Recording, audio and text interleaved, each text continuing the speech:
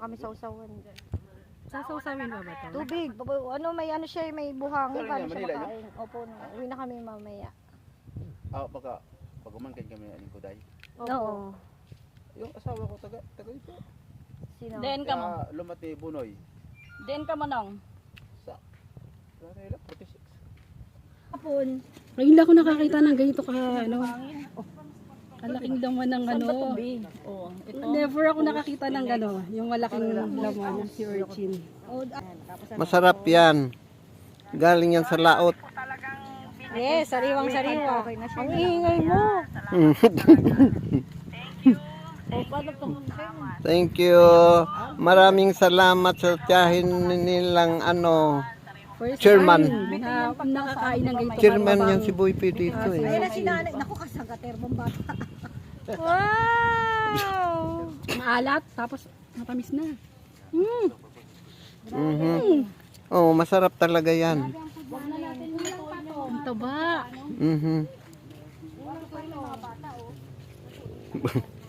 Ang laki.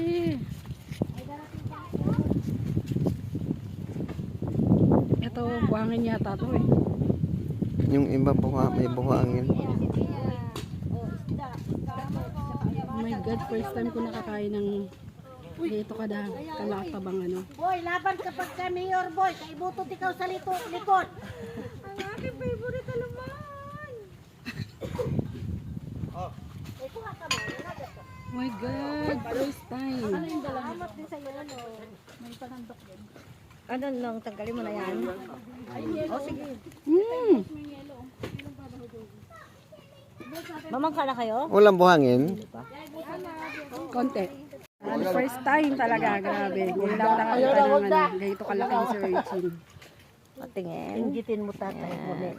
Gustong gusto yan. Inggit lang ang mga kalbo dyan. Ito pala yun. Dati kasi sobrang lilit lang naman nakakain namin, mga ano lang. Maalat dahil sa dagat.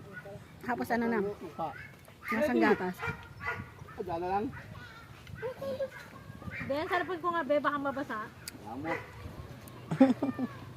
Sobrang linamnam. Fresh na fresh. Galing dagat. May bula. Hindi pa tayo nakapaglaro, gutom na tayo. Sobrang linamnam. Hindi pa tayo nakapaglaro, gutom na tayo.